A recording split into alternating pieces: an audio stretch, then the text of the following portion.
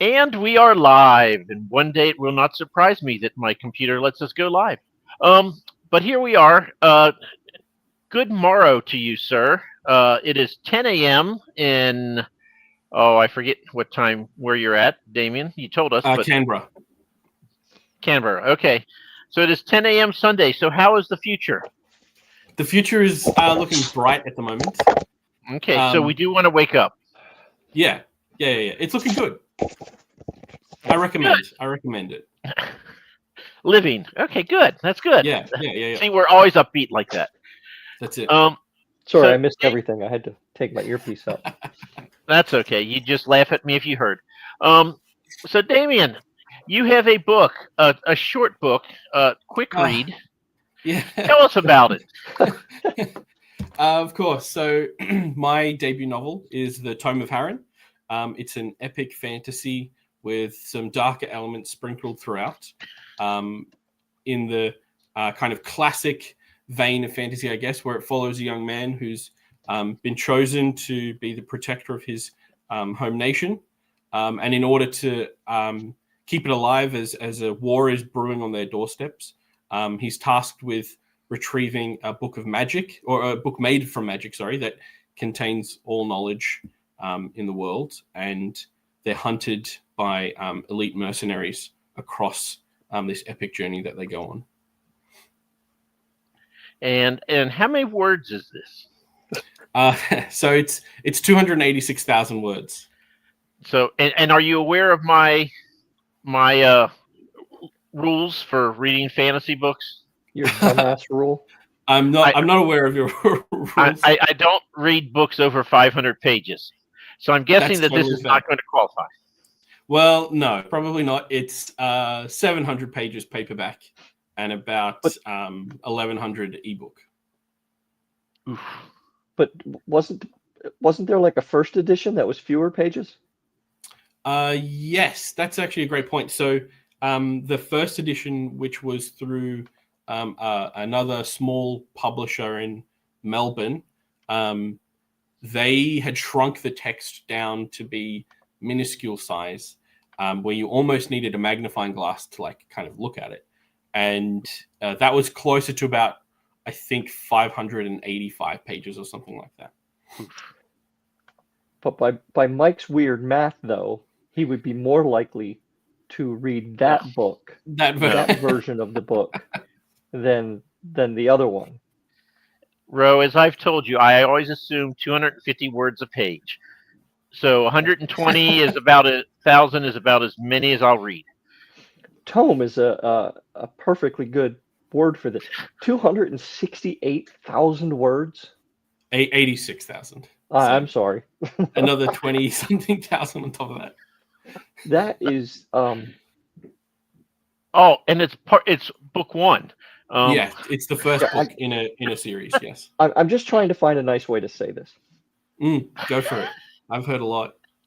That's fucking mad. Just a tad, yeah. That's 3 books. It is. Yeah, it's a lot. It never started out that way though. It didn't. The plan wasn't always to write something that big. It kind of gradually changed as my own experiences through university changed. So you wrote this on a bender through university. Is that what you're telling us? No, not quite. I started it when I was 12, and it was a much shorter story, a much shorter adventure. And as I got older,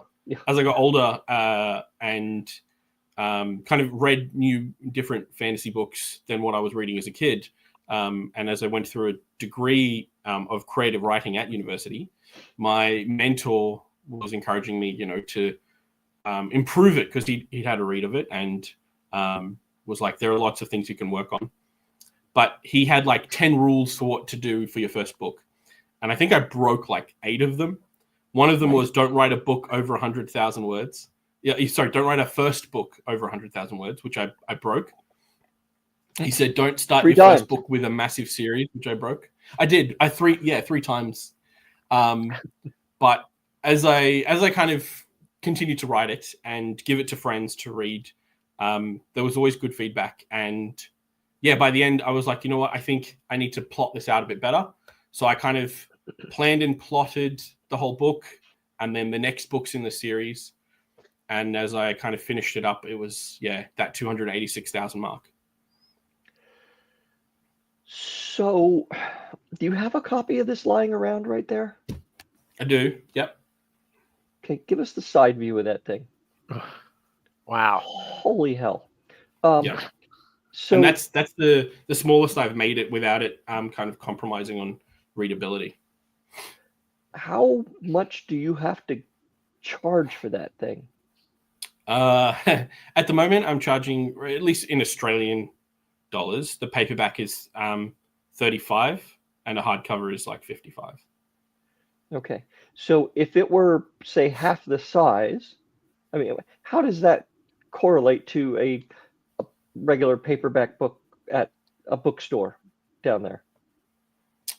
It's a little bit above a regular paperback. Yeah. So a regular paperback is probably sitting somewhere in the $25 margin. Yep. So I just looked up. How's it going then? in terms of sales? Yeah. Well, look, I'm not the best at marketing, so sales are low, but that's always been, I guess, my experience. And I'm kind of not fussed. I'm not fussed about that. So I look at it like the more that I write, the more that I put out there, those extra books will start to then point back to the first one for people to jump in and want to experience the world. So I just see this as the beginning of a long. They say it's a marathon, not a sprint. I look at it more like one of those ultra runs where it's like that's the kind of journey I'm on. Oh, see, I always see it as one that never ends. So technically, it's a death march. It's a treadmill. That's right. Yeah, never-ending treadmill. The long walk. So this is a series. Yes, the first. Yeah. And your next book that you're writing, is it going to be similar in scope to this one? Yeah. The sequel in the series, which I'm currently working on, will be roughly the same size. Yeah. In fact, each book will probably be of similar length. How many books? Series. 8. 2 million words or more. Close to, yeah. Okay. Just for comparison, my 7th book will come out next month, and that'll put me over 500,000 words. Yeah, fantastic. My 10 and 2 novellas get me right around the 1 million mark. Oh, wow, that's pretty good, actually. Have you ever considered, breaking them up into, smaller sizes? Like, I have had this conversation with friends and sitting down and discussing, like, other ways to maybe, so halfway through, it's kind of like the halfway mark, and that's one book, and then take it from the halfway to the end to make it book 2. But at the end of the day, I didn't feel like there was quite a right point where there was a halfway mark. The journey kind of continues. And because there's multiple characters' perspectives you follow as well, some of their stories would kind of be cut off in weird points. Right. But I have thought about it. But in the end, I kind of dug my heels in and said, look, go big or go home. It's my philosophy. But I guess the first one being that long is, we can have fun with that. But you're planning on making 7 more of those. Yes. Yeah. When will you be finished with this series? How old will you be? My age? if I'm good boy, if I'm a good boy and I write them at the pace that I'm hoping for, I'd like to finish the last book in about 10 years. How much do you write a day? I try to hit about 2,000 words a day. Oh, hey, Tim. 2,000. Okay. I'm sorry, I'm taking out a calculator. Yes, I am. So yeah, don't tell Tim about long books. He finally started writing novellas, and they're actually readable now, and yeah, don't make him go back. Well, I mean, 2,000 words a day, you could put out a couple of those in a year. Yeah. So I do have some. Oh, thanks, Tim. I do have some plans to write like a prequel or some standalone books or spin-offs in the world, and they'll all be shorter length. They'll be closer to the 60 to 100,000. No, no, not They'll that. be like not standard novel size. Yeah. Standards. Yep. So What you should do, just to mess with people, is just make it one of those little books that's only about this big, with about 30 pages. You know, like about 500 words or something, and say that's your prequel. Yeah, that's it.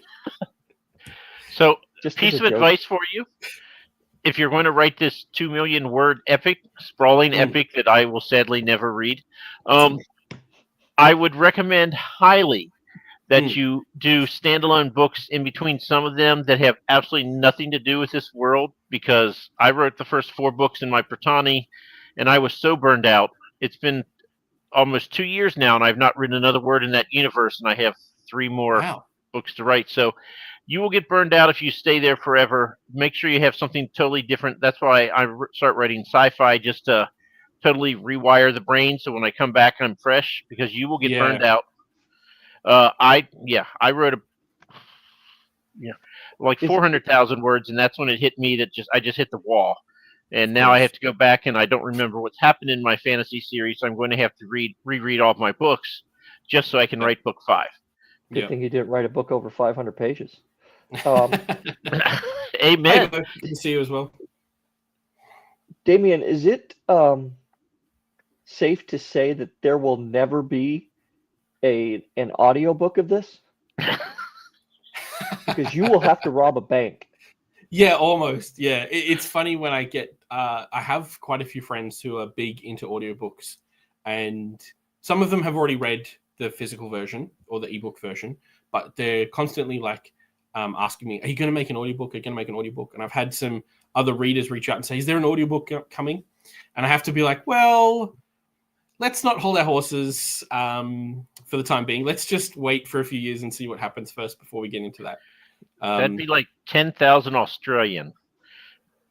Close to, yeah. Unless I do it all myself, but I don't know if I'm up for that myself either.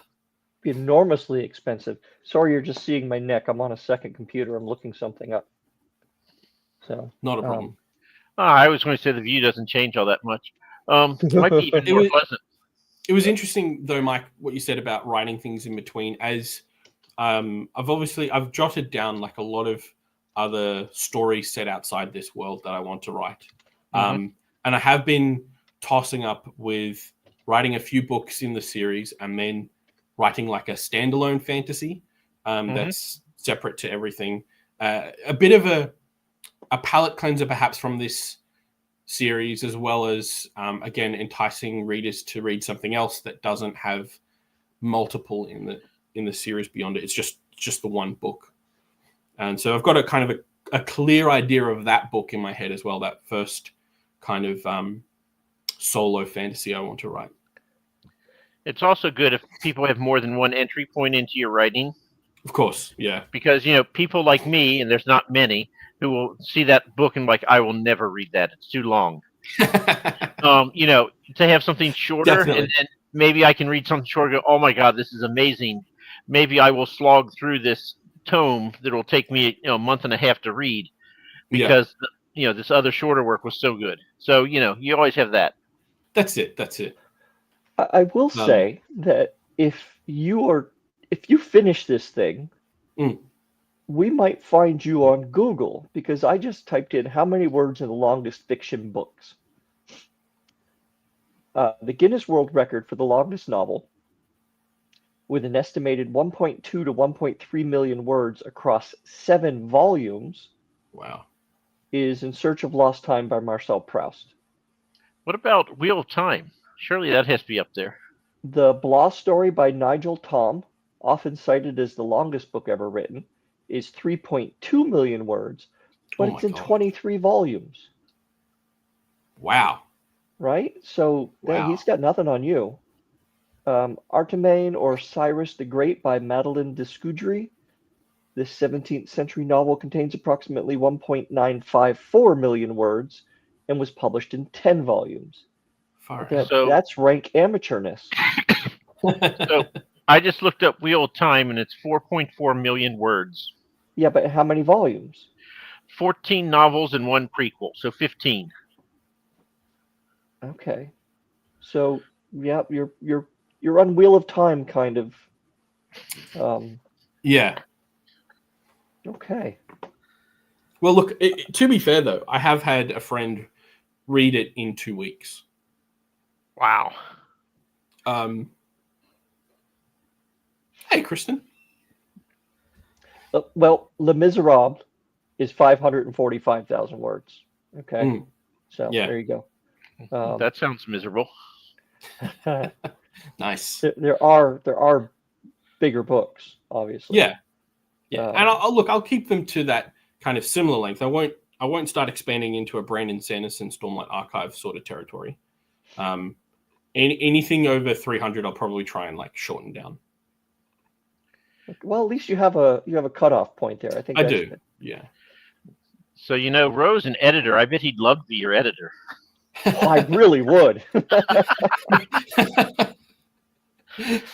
Yeah. Thank you. Oh, my God. Tim. Oh, So don't what- even tell me that. What? Like, that's a good question though, Mike. When you sent that book to your editor, how many words was it? And I know we're going on a lot about this without actually talking about the book a lot, and we'll get better. Yeah, Trust me. that's fair. This is winding down. So it was about 290,000, roughly. 290. Yeah. So they cut out a whopping 4,000 words. Roughly, yeah, something like that. Okay. All right. So the last guest we had on, I had to say, hey, it's 29 minutes in. Tell us about your book. So Yeah. we're going much better this time. It's only 17 minutes in. Damein, tell us Yeah. about your book, The Tome of Heron. All right. Well, I guess in the sense of it's that epic fantasy, it follows like multiple characters. So we don't just have the one main perspective, who's our champion, I guess, or our young hero.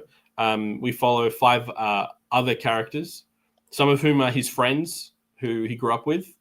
One of whom is a princess in the political kind of atmosphere of this world, and another is actually a soldier from the opposing side who are invading. Thanks, Kristen. So there's so one of the characters is learning magic. One of them is starting to see and hear strange things, visions or experiences of the spiritual.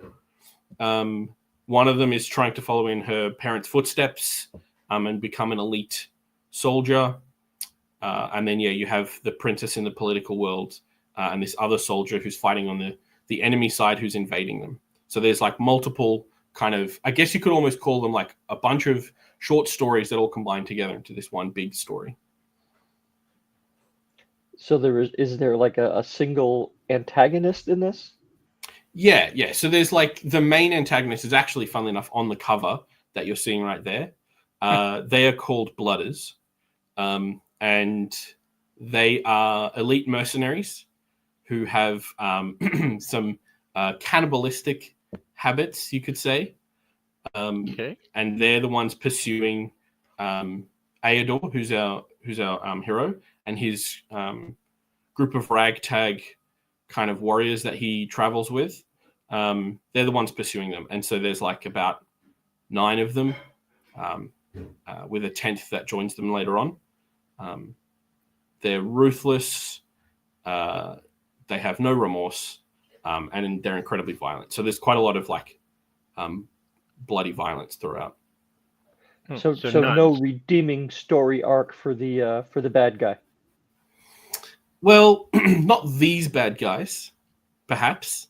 There's definitely some redeeming arcs for some kind of minor antagonists, but these guys do not get the redeeming arc, no. So I'm seeing your antagonist is basically being a pack of nuns with cannibalistic tendencies. Almost. I did weirdly base them off the kind of seven deadly sins that you see throughout like Catholicism and stuff. Even though I'm not Catholic myself, those seven deadly sins, I kind of took them all and kind of adjusted them a little bit to make each of these villains like unique. So because there's 9 of them, I wanted to make them kind of stand out from each other. And so that's kind of what I based them around. Each one is kind of based around a type of, seven deadly sin. Is it safe to say that you are a planner? Yes, very safe. Very safe. Yeah. There are no accidents. How big is your book Bible that tells you, how often do you get lost in this and just forget about people and then kind of go, oh shit, yeah, that's right. There's this other person over here that I have to do. He's not in his 50s. He has a memory still. All right. That's it. My big kind of book plot, I guess, is close to about 100 pages, I think. So it combines like all 8 books plus some of the spin-offs as well, but it adds like the arcs of characters, where characters come into it, where they leave, as well as like kind of small incremental details about, okay, if I've put this little plot point here, then I'm foreshadowing for something later. I make a kind of like a little asterisk and go, remember this is critical. And so, do you follow it pretty tightly? Oh yes, very much so. Yeah. And my beta reader crew, who are a bunch of my friends who, they've read things like Wheel of Time and Lord of the Rings, and so they're huge epic fantasy fans themselves. They have also been really good at kind of keeping me on the straight and narrow regarding my plots and the little details. They're quite good at like picking up on the little details. So I have another piece of advice to throw at you, Damein. Go for it. Yeah. If you happen to have a book that has, an extra chapter or a lot of the same typo throughout, if you tell Kristen, she will want to have it as an exclusive, one-off rare edition. I just so you know, I have little experience with this. Well, funnily enough, she actually probably has one of those really early editions that came through the other publisher. So it was about 2 or 3 years ago, and I got published through this small Melbourne indie publication. At the time, I didn't do my due diligence and research them well enough, as they had claimed to be a hybrid publication, which I now learn was just vanity publication, but under a new kind of like veneer. And they had made all these promises, and the guy was incredibly charismatic who ran it. And so when they accepted my book, I was super excited. But at the same time, my family was going through like quite a bit of a tragedy.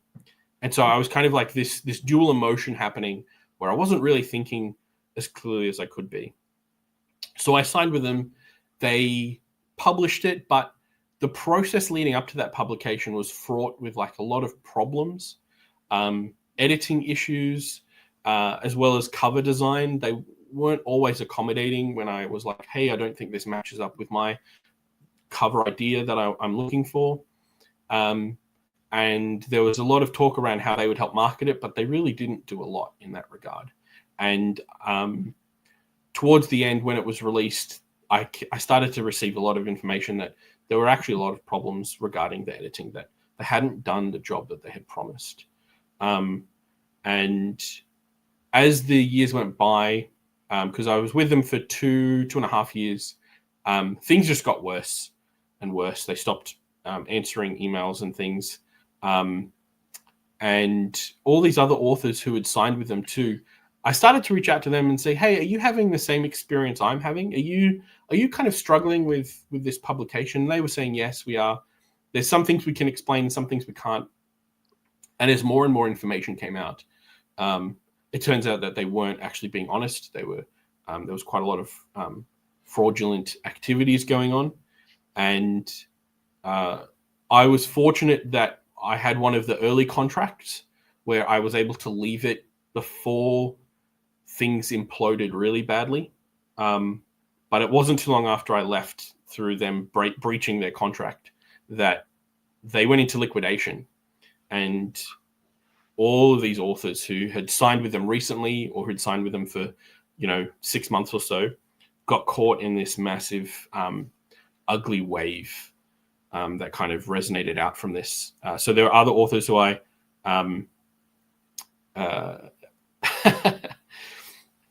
there were other authors who I still kind of talk to. Matthew J. Turner, who's written Reign of Emerald Fire.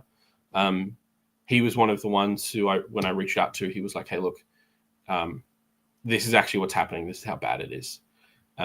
He was really good in that. And there's now a community of us on Facebook where we've all kind of banded together. There was about 200 plus authors who signed with this company. And wow. Yeah, so we've all kind of banded together over there and just helped each of us get through it as everybody experienced this kind of lying, fraudulent company differently. Some were much more traumatized, but we all kind of picked each other up and helped each other through. So Damein, I mean, I don't want to defend a vanity press because, but did you ever think they're like, oh my God, this is 300,000 words when they got your book and realized they had to edit it? do you think that this might have caused a downward spiral? No, I don't think they really cared about the length of any of our books. I know that they published some really, really thin ones, and then I think mine was the chunkiest that they did publish, but they didn't seem to have any kind of standard of what they were looking for. So they were just accepting anyone who submitted. They just wanted money. Basically, yeah. That's a gross lesson to have to learn that way, but at least you did it, early on, and you're able to keep your IP and everything. So. That's it. I was fortunate to get it all back. And obviously, as authors in this world, a lot of indie authors, we're starting out quite at the bottom, trying to claw our way up. I felt like after going through this process that not only was I starting at the bottom again, but I just shot myself through both of my feet as well. So everybody, when they hear the gun go off and they can start the running race, I was still stuck at the starting line with 2 bloodied feet trying to work out what the heck to do. And so it took a little bit of while to get back to kind of publishing it myself. So what do you do for a job when you're not writing? So that's a good question. I actually work for the federal government in Australia. So I'm just a public servant, I guess you could say. But I like what I do for work. It's just that I'd love to write full time if I could, which is obviously a much more further down the line possibility. Well, being at work, you're getting paid and you can kind of let your mind drift and think, what do I want one of my 1,000 characters to do today? Yeah, that's it. There is quite a bit of that. I often, on the drive to and back from work, I play certain music to kind of get me into a good headspace. So when I sit down to write, I'm kind of already feeling the vibe of whatever character I'm about to work on. So what characters get what music? So one of the characters he's not a main perspective, he's a side character, but he's a fun one to write. His name is Kane. He is incredibly entertaining to write about. He will get music like Deftones or Nothing But Thieves, so kind of either indie rock or alternative rock or maybe some of that harder, edgier rock, I guess you could say, as that's kind of the world that he sort of lives in. But some of the other characters will get slightly creepier music. So one of my main perspectives, her name is Hessa. She kind of starts to experience things in the spiritual world. She enters it and exits it kind of on and off and is a bit freaked out by it. So I'll start to play some slower stuff. There's a TV show called Dark. And in that, the music for that TV show was just phenomenal. But I use a lot of that to help kind of get into her space. No, Kane's not a stoner. He's not a stoner. he's just a bit of an aggro kind of guy. I think it's funny that you have music for each individual like that. Yeah, or scenes, depending on if every character is in that scene together. I'll often find music and listen to music that matches the scene, maybe not necessarily the character. So, for example, if it's an action scene, I'll listen to kind of faster electronic music or stuff with the 4x4 beat. I find in electronic music actually really helps to keep a good pace when writing.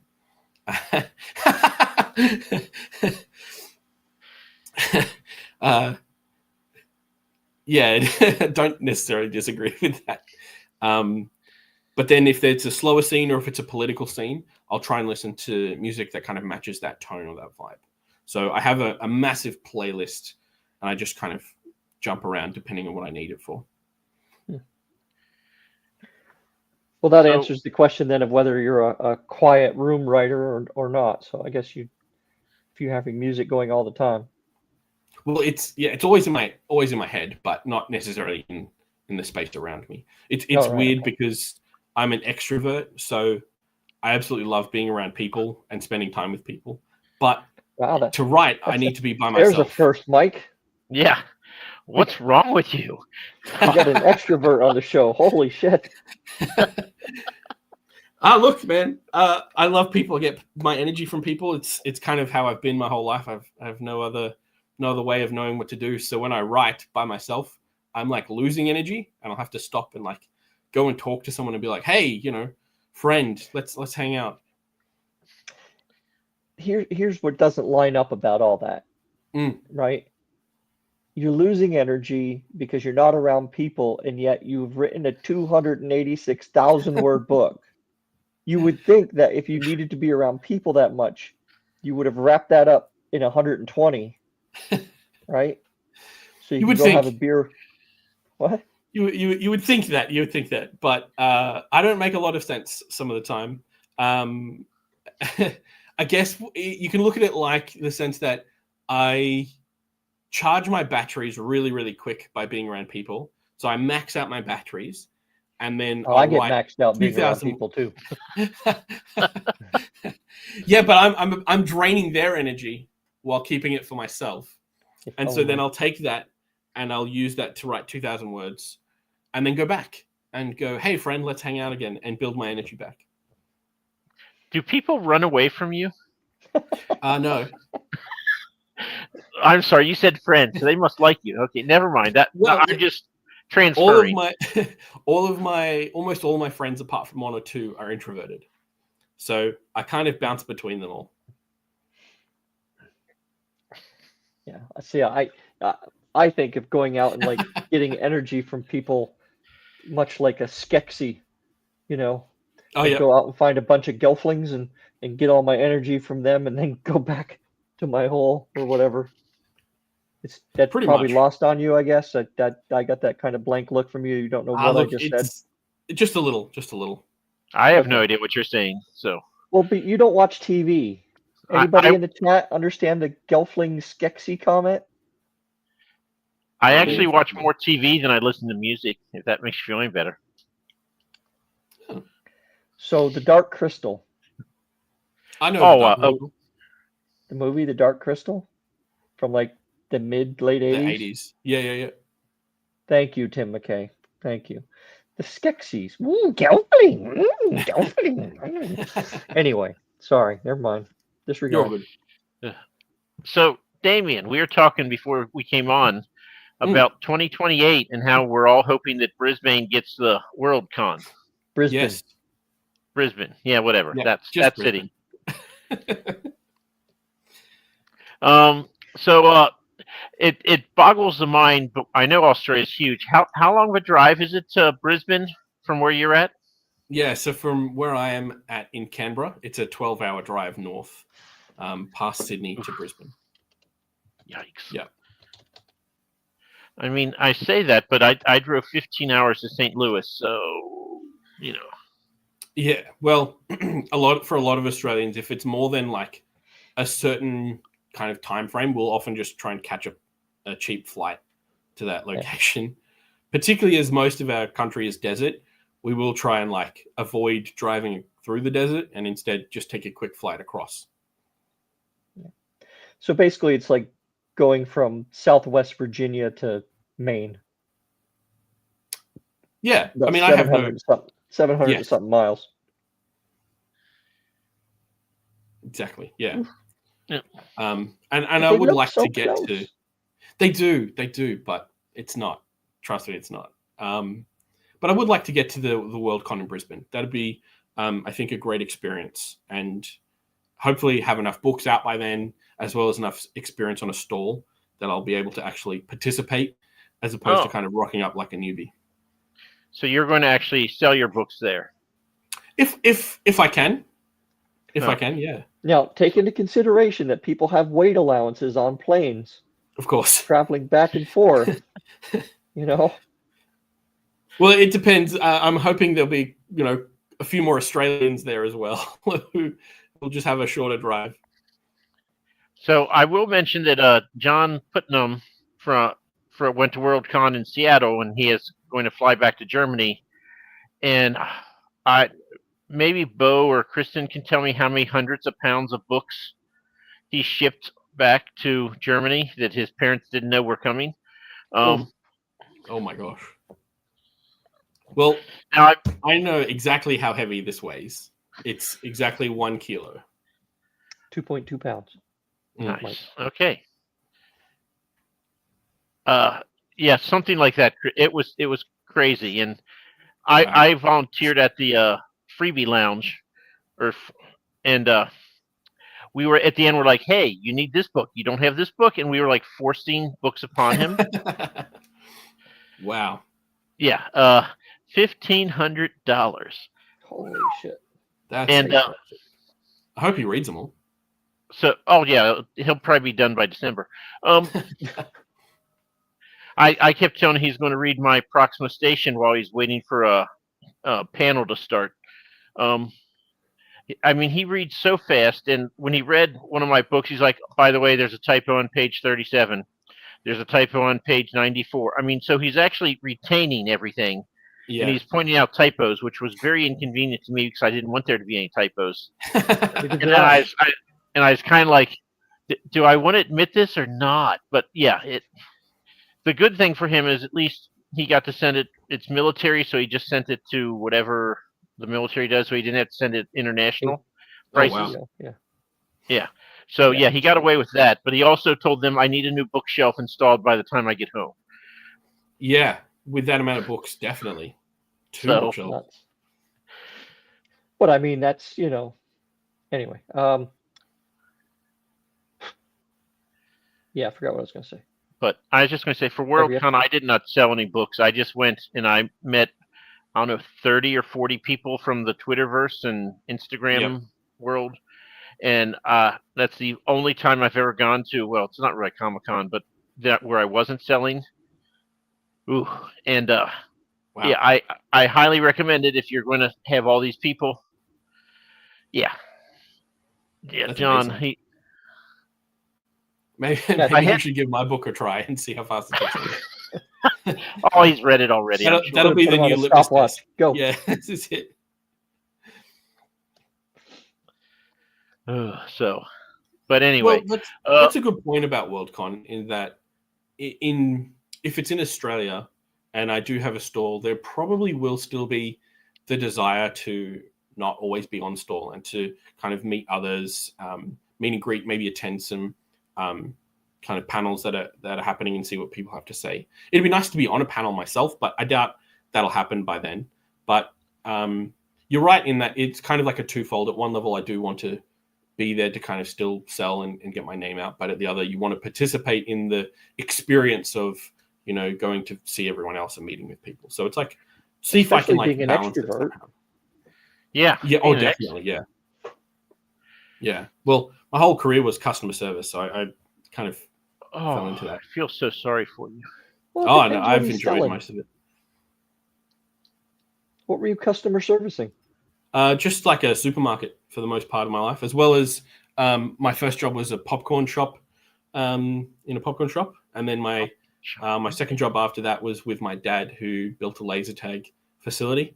So I worked there for a few years, and then moved to a large supermarket chain and worked there for a few before moving into the federal government. What was that popcorn thing? So it was a popcorn shop.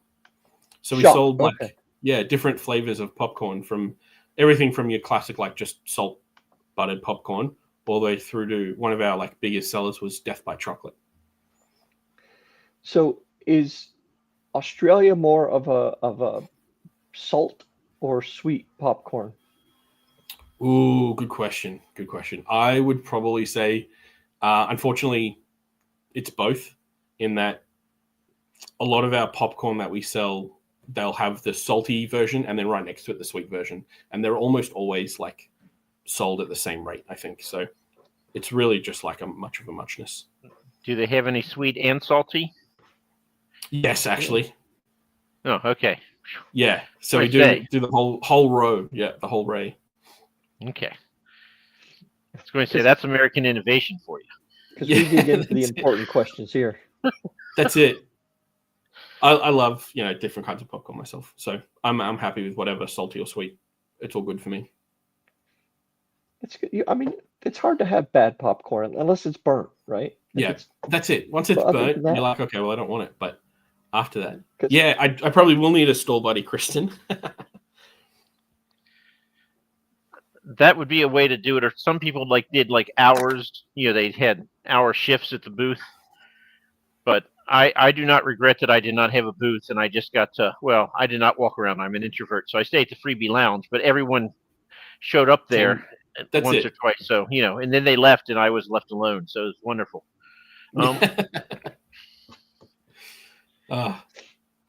No, I'd probably be too busy running between different groups and different stalls and things and saying, look over here, let's meet them. And eventually by the end, it would just be me doing that solo, as everybody would have kind of like drifted off to find a quiet corner. But I will tell you, you're very likely you'd be able to be on panels. A lot of people were on panels. I never even considered it because, I didn't want to.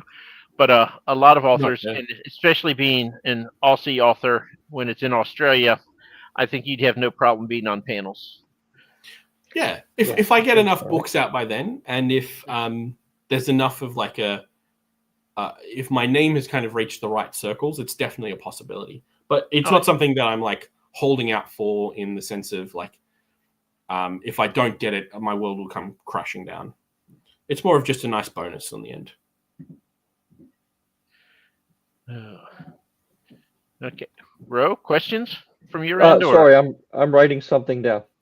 Oh, okay. So I'm hesitant to bring him into the Bald Dome because we might be here for like 2 more hours.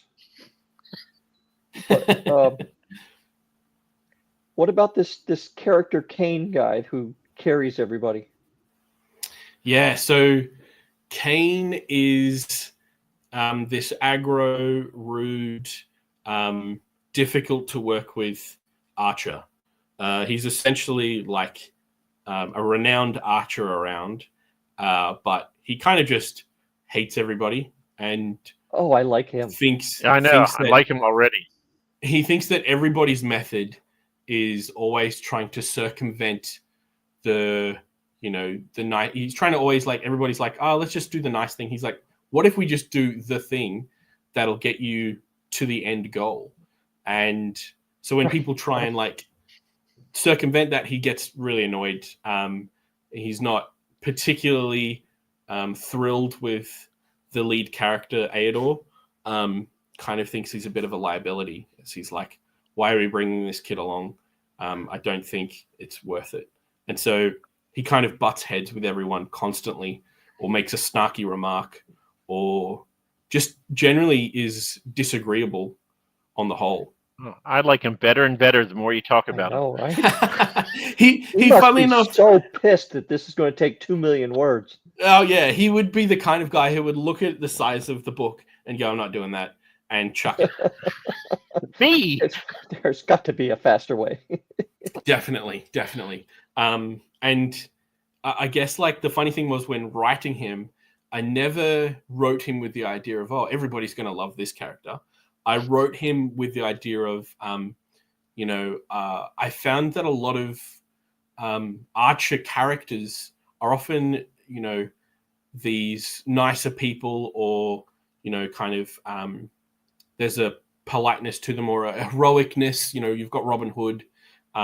He's this hero of the woods kind of thing who's everybody loves. And I was like, what if you wrote an Archer? Because everybody kind of likes archery and Archer characters. I was like, what if you wrote an Archer character who's just a dirtbag, who just doesn't, he makes everything difficult. And so that's where Kane was born from, I guess. I created a bit more of his backstory as explaining a bit about like who he is for me. I needed to know a bit more about that. But and when I put him into the book and had friends read it, a lot of them were like, hey, I really like this Kane guy. This Kane guy who keeps popping up. I really enjoy him. And I was like, oh, that's interesting. And then, now with like multiple readers beyond my friend group, a lot of them have really enjoyed Kane. And he is tons of fun to write. Like, he is basically so, I guess, individualistic compared to a lot of the other characters that he really will just kind of shrug his shoulders and wander off and do whatever the hell he wants. Sounds to me like you found your main character for a novella. Well, either a novella or a spin-off novel, yes. Yeah, right. Well, novellas. He just says, right, screw you guys. Yeah. 100,000 word jaunt. That's it. That's actually pretty. You're not far off the ball there. I have an outline for his own story, where we'll kind of get to see a little bit more about where he comes from, I guess. I don't want to like spoil things, but I've got a lot of ideas for that kind of thing. So it'll be a lot of fun to kind of write about him from his own perspective, I guess. Which there is a little bit of that in book 2 as well. He gets a bit more kind of page time with his own perspective. And it's fun to write through his eyes as he's just kind of like rolling his eyes at the world and being, oh, are you serious? I have to do this? Or, oh my gosh, do I have to meet this person? Why do I have to talk to them? Oh, they just won't stop talking. He'd rather be by himself, I think. Yeah. Yeah, he's Gen X all the way, that guy. I dig him. Shall we put him in the bald dome without his bow, Mike? I think we should. All right. So have you seen the bald dome before, Damien? No, I haven't, actually. So what we do is we normally let you pick your character, but I think Ro and I have decided for you. One of your characters is going to get transported to a different world, and he's going to have an encounter, and we're just going to set it up and then say, go, tell us how the story ends. And I have to mention, it is non-canonical, so if your character dies, that does not mean you have to stop writing him. Of course. This is not official. So we've had authors go to great lengths to not have their character die, and I was just like, let's just say it's non-canonical from the start. Yep. And if you ever say like, well, he's going to try to do this, what happens? If you ask us questions like that, then I will roll. I will roll below an 8 most likely, because that's what I do, and things will go poorly. So the more times you ask questions, the more opportunities for things to go horribly badly. Nice. I like that.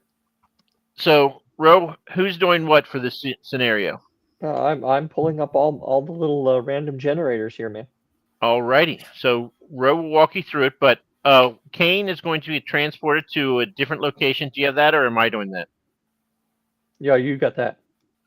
Okay, let me roll my die. And I apologize. These are all ChatGPT generated, and one day I will actually edit them to something reasonable, but that's all right.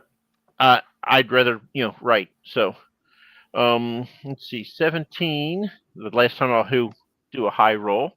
The Shattered Moon Temple. Ruined pillars jut from the ground, and fragments of a once grand dome lay scattered amongst thorny vines. A ghostly beam of moonlight shines on the stone altar where ancient runes still glow faintly. Blah, blah, blah. Ethereal eyes that blink in and out of visibility with each phase of the moon are there. Yeah, that's it. So that's where he's at. He is at the Shattered Moon Temple. Okay. He does not have his bow, but any like innate skills he has, he of course gets those, but he doesn't bring his weapons with him. Sure. Just So as- like, just- because he's a survival tracker kind of guy, he can kind of Yeah, do that just sort a of thing. sparkling personality. Oh, fantastic! Yeah, he's just by himself as well. Yes. I So you guess can't blame anyone else for screwing up. that's it. I guess my initial question though is like, what's he doing there? He's looking for loot. He's looking for loot. He's There are trying to get silver away from all the coins. people who are bringing him down. That's it. That's it. I was gonna say because if he's by himself, he'll probably just enjoy that. There are silver coins stamped with forgotten empires laying strewn about on the ground. Well, he's probably not gonna pick up the coins. He's probably going to initially start by kind of examining the space around him, checking to make sure that there's nobody else with him. So he'll probably do like a brief scout. And if he's got his... I think. Wait a minute. Has he chosen a weapon or anything yet? No, I was going to say before you get started, Oh. there's That's a weapon choice. you get to choose. You can choose a common item or a weapon. If you choose a common item, he will face a common animal. If he chooses a weapon, he will face a fantasy creature. Ooh. So, and we forgot. What is your favorite color? Mine is orange.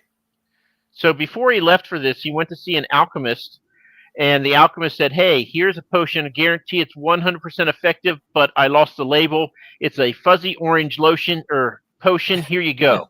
So he has a potion of unknown abilities, 100% effective, whether it's on him or on his adversary. And then he is whisked away to the Shattered Moon Temple. Which does he choose, common item or weapon? He'll probably have to go with the weapon. He Okay. gets a lovely spear. Okay. Okay. Okay. We'll see. He's not exactly trained in spears, but we'll see how he goes. So as he's looking at the silver coins and looking around to see who else is there with his spear and his fuzzy orange lotion, Trying to find a Potion? mythical creature that I know what it is. Potion or lotion? potion. Well, I mean, it's up to you, man. It's how you want to. It's a Does he rub tonic. it? So anyway, he looks up and he sees A tension ghost. builds. A what? A what? A ghost. Okay, so he sees a ghost. Okay. There's silver coins. He has his potion. He has his spear. Yep. Is the ghost moaning, Ro? Sure, and not It's in a a good jet- way. It's a Gen X ghost. It's a Gen X ghost. Oh, so he's bitching Has- more than moaning. Has he? Has the ghost seen him, or is it just kind of like there? Let's just say it's there. He hasn't noticed you yet. Okay. Okay. Yeah. Well, as long as Kane has his cloak. By the way, is this nighttime as well? It's Roll a dice, Mike. If it's odd, it's night. 7. There you go. All right. It's night. So it's nighttime. Cool. So he'll probably initially try to use his cloak to blend into his surroundings or hide in the shadows, as that's kind of what he prefers to do. And he'll probably Is he very good at that? very good. Yeah, Very he good. He trains everybody else on how to do it. But watch this, Damien, because Mike's going Okay. to roll dice here. Mike, can we get a die cam? yes. Give me a second. You watch him roll well tonight. 7 or better, Mike. That's all he needs. 5. Yeah, so he doesn't hide. Fantastic. Well, he'll probably initially still take out the potion. Okay. And as he doesn't trust anybody or anything, Hmm. he'll probably pour a little bit of the potion out onto the ground to observe what it might do, as he suspects it's poison. Makes the grass wet. Cool. He'll take a little sip then. Okay. Damien, do you have access to the private chat? I do. Okay, go in there. Yep. And I've just told you what the potion does. Okie doke. Okay. So I'm assuming that's him though. Whenever he speaks, Yes. Correct. cool. Well, he's gonna try to, I guess, like, what would he do? Please tell me he says I come in peace. No.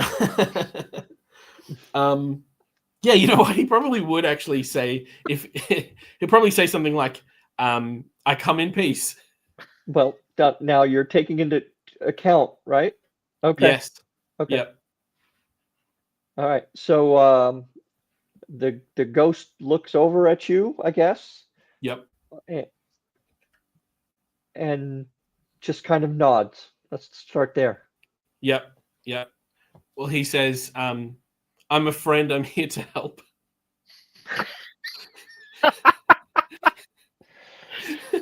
Oh my. Okay. So the ghost asks if you can find his wife. He said, "Oh man,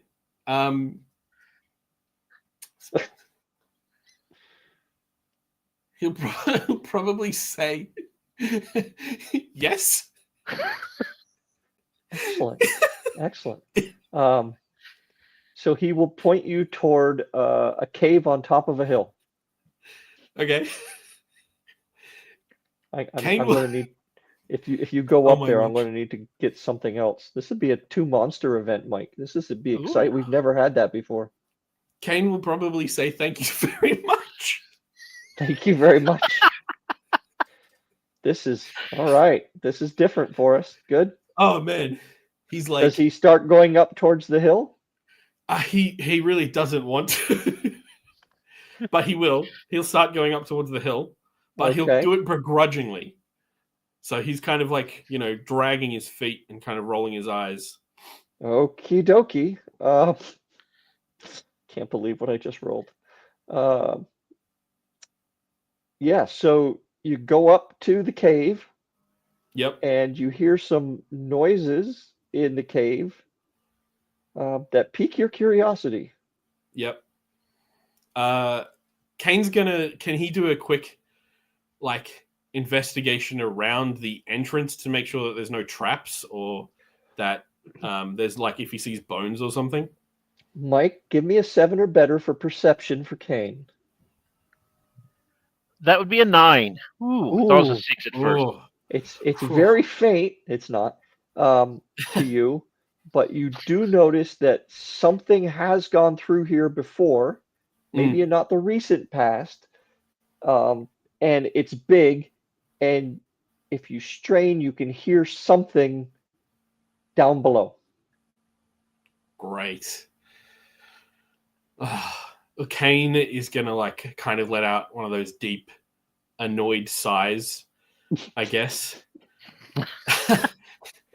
Okay. He's gonna probably take the spear and kind of slowly head down, but he's going to take his time. He's not going to rush it. Okay. If you're taking your time looking for stuff, I've got to do this anyway, just for S's and G's. Go for it. Mike, give me a 3 or better. 14. Okay. Oh, Mike is perfectly capable of rolling multiple ones. Great. You do see a couple of little placards, kind of or stone etchings in the wall. Yep. That make you think that perhaps you're entering some type of temple kind of thing. Okay. Is there any inscriptions on them that kind of he can read? Or is it in a different language? Do you know different languages? He only knows his own world's language, probably. So if it's in English, probably not. Well, you know what? We'll give Mike a 14 or better. If you can hit 14 or better, we will give you a word. That'd be a 9. No. Fair enough. Yeah, he just shrugs his shoulders. No. He doesn't really care then if he can't read it. But you do keep seeing the same word over and over. Okay. on every sign. And Yeah. it's an ancient Aramaic, Oh wow. Okay. as opposed to not. modern Aramaic. As opposed to modern. Yeah, that's it. He probably doesn't care then. He still doesn't care. Okay. He's going to keep going. And he'll Mesopotamian, actually, Mike. keep the spear kind of at the ready. Yep. Okay. Yep. You are feeling some vibrations under your feet now. It's getting a Yep. little warmer. Yep. Yep. Can he? Is the cave quite small or is it quite? No, it's tall? pretty big. Pretty big cave. Okay. Pretty Yep. big. Is there like a smell Cavern? or anything? Is there what? A smell? Oh yeah, most definitely. Is it bad? So I don't know if you would know what it is, but you probably have never smelled this particular smell. Okay. Okay. Okay. So you're gonna just keep wandering? He's going to. It's. I'm assuming it's quite dark in this cave. Yes. Well, yeah, as you're going down, and it's also nighttime, so yeah. Yeah. All right. So he's going to. I guess. He doesn't have any tools with him, does he? are there We'll glow give you a worms torch. in this cave? Give him a torch. Yeah. I was gonna make him make a torch. Okay, that's fine too. He'd rip off a piece of his cloak, wrap it around. Something he's done 100 times. Yep. So a Light 5 it or up. better should do it. That he can light Yep. this thing up. Ooh, 19. Oh, it is the best torch you've ever made. I was afraid he was going to explode. Yeah. Lights right up, and Good. as soon as it does, you hear kind of a real guttural kind of, almost like a growl, Yep. and then a voice that says, "Who goes?" He says not Kane.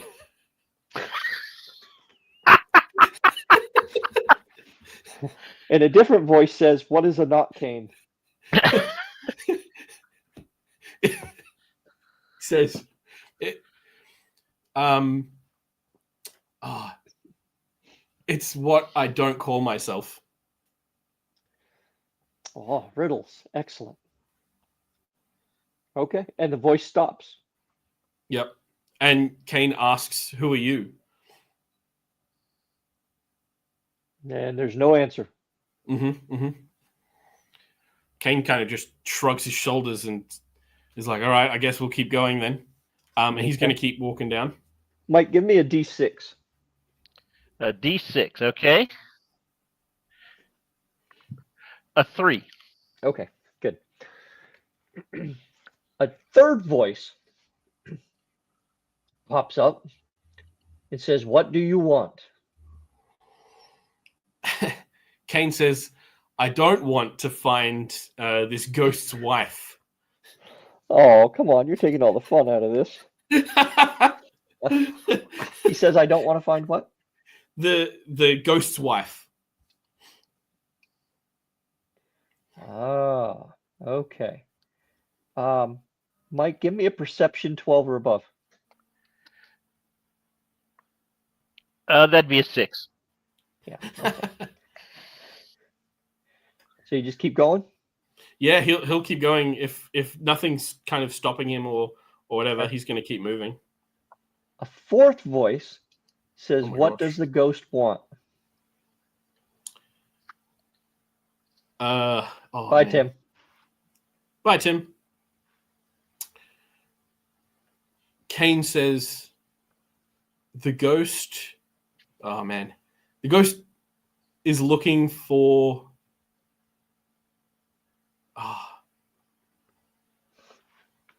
The ghost is looking for his wife.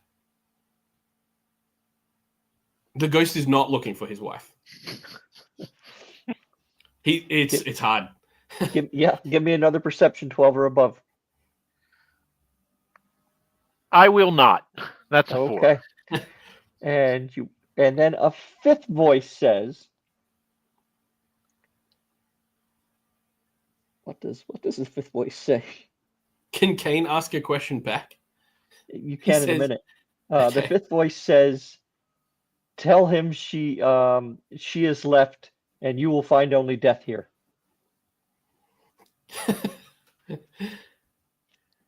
Kane says, I don't want to leave, but I guess I'll have to follow your advice. But instead of following the advice, he'll continue forward. Okay. And you go around a corner, and for some reason you kind of stop and peek around the corner.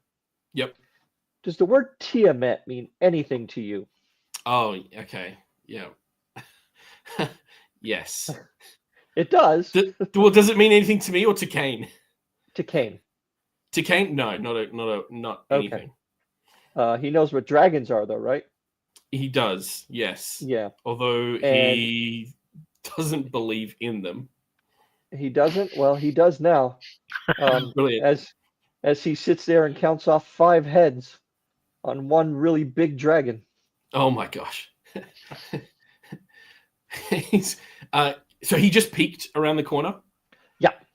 Okay, so kind of like as he's still behind that corner, it hasn't really stepped out yet. He's just going to kind of mumble to himself, "Oh, you've got to be kidding me." And kind of like smacks the spear against his face a couple of times in like frustration. He's gonna question why he's doing this. He's gonna be like, am I doing this right now? Is this for real? Was Kane seen? The voice you recognize as the first voice tells you to leave now. It's your last chance. Go tell the ghost his wife is gone. Oh. Kane is gonna groan and kind of say, I'll do that. I'll follow your advice and then stay where he is.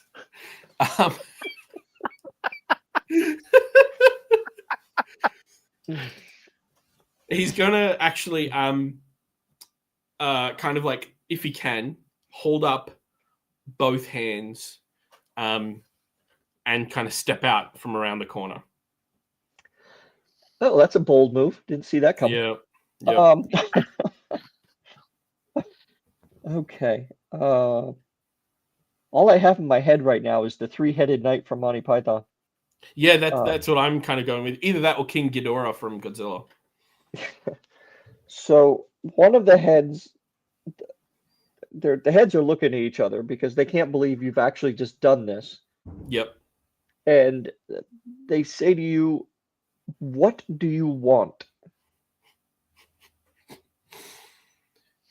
Kane says, to never leave. Yeah, that's it. He says, "I never want to leave," and rolls his eyes. Can he use the spear? Is there like dirt on the ground? Sure, whatever you need. Can he use the spear to write on the ground? Sure. Okay. Can he write ancient Aramaic?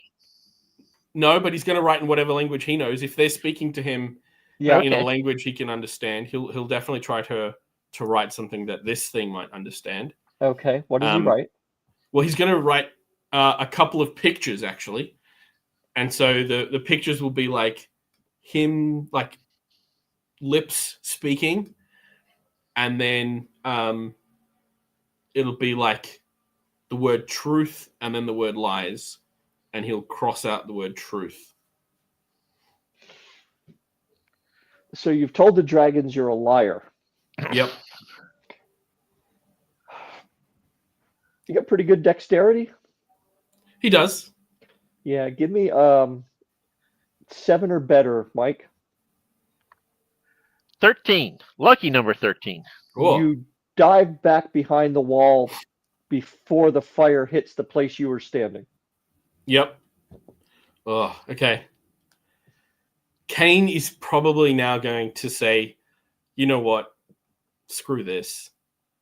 And he's going to start back up out of the cave. Okay. So they don't follow. Mm-hmm. He gets back out to the thing. The ghost is waiting. Ghost says, "Did you find my wife?" Kane is going to say, I really care about you, and I really care about looking for your wife. There wasn't a dragon, and it didn't tell me that your wife wasn't gone, but I have absolutely the utmost desire to continue to search for your wife. And then he's going to like kind of turn around and start like kind of smacking his face. Okay. I think just for we'll let the ghost say, okay, thank you very much, and go away. For anybody who's been confused by this, the potion meant that Kane could not tell the truth. He had to speak in lies the entire time. And a spear is probably not going to do much No. against a five-headed dragon. Or a ghost. What's that? Or a ghost. Or a ghost. That's right. So, Damein, thank you for indulging us in that. Oh man, that was hard. Mike actually rolled pretty well for you. I'm a little surprised. He did. I hope though that with those lies, you still got a little bit of a sense of who he is. Yeah, actually, that and his actions more than anything else. So, all right. So you have, if anybody wants to pick up something for someone for Christmas, and have them pick it up and go, "Ooh, what the hell is this?" Yeah, exactly. They won't think it's a book. There you go. Well, Tome of Hair. that's it. Or Herban. I've been told it's a tome, and so if you're looking for some kind of qualifies. Epic fantasy, I see what Christian said. Kane speaking in lies is the only way he gains manners. That's incredibly true. Yeah, if he's the kind of guy who just wants to voice everything he's thinking, regardless of what it might mean to someone else. Nice. I like him more and more. Yeah, absolutely. Yeah. But again, he's only one character in the book, and he's not even one of the main characters. So is this your only book, Damein? This is my only book currently. Hopefully a sequel will appear soon. Hopefully by 2026, yes. All right. Well, for anybody else, Mike and I are back on Monday night at 7 p.m. with Thomas Howard Riley. Is that it? Yeah. Yep. Riley. Can't read my own writing. And thank you, and I hope you enjoy your Sunday afternoon down there in springtime in Australia. Will do. Thank you very much. And thanks for hanging out with us for a while. Appreciate it. It's been a blast. I've had a great time. And hopefully we'll see each other in 28. That's it. Or sooner, depending on what might happen. Yep. All right. Well, and for the folks who joined us tonight, thank you very much. If you haven't liked and subscribed and all that, please do. And feel free to leave a comment. I understand that's good for the algorithm. I don't know. I don't understand algorithm. But we're up at 511 subscribers, so. Woohoo!